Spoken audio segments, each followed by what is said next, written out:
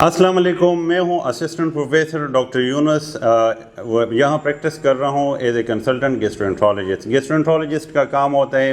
امراض معدہ، جگر، آنت، لبلبہ، اس سے وابستہ جتنی بھی بیماریاں ہوتی ہیں ان کی تشخیص اور بر وقت علاج ہمارا کام ہوتا ہے۔ میں ہیبر میڈیکل سینٹر میں 3rd فلور پہ C9 C10 نمبر روم میں پچھلے 7 سال سے خدمات سر انجام دے رہا ہوں۔ آج ہم بات کریں گے IBS یعنی اریٹیبل باؤل سنڈروم کے بارے میں۔ ہم نے اس کے بارے میں پہلے بھی کافی ویڈیوز بنائی تھی کہ یہ کیوں ہوتا ہے، کیسے ہوتا ہے اور اس کا تشخیص علاج ایسا ہے، لیکن آج آپ کو میں بتاؤں گا کہ IBS کے مریض اکثر علاج چھوڑ دیتے ہیں یا ڈپریس ہو جاتے ہیں اور دل برداشتہ ہو جاتے ہیں اور پھر ان کوالیفائڈ لوگوں کے پیچھے جاتے ہیں کہ ہمارے اس بیماری کا علاج کریں۔ تو ہم یہ بات آپ کو بتائیں گے کہ اس طرح نہیں ہے کہ IBS کا علاج نہیں ہے، لیکن سب سے پہلے مریض کو خود سمجھنا چاہیے کہ IBS ایک خطرناک بیماری نہیں ہے،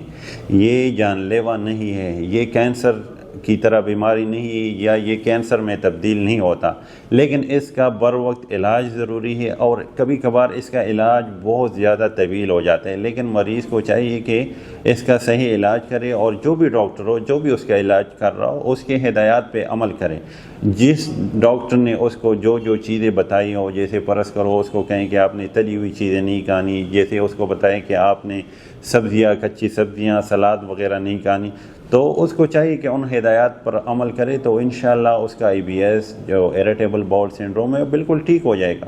اکثر اس طرح کے مریض ہوتے ہیں جو دل برداشتہ ڈپریشن ہو جاتی ہیں ان کو، پھر ہم ان کو اینٹی ڈپریسنٹ دیتے ہیں کیونکہ وہ ضروری ہوتا ہے، کیونکہ اگر ہم یہ نہیں دیں گے تو ان کا IBS کبھی ٹھیک نہیں ہوگا، کیونکہ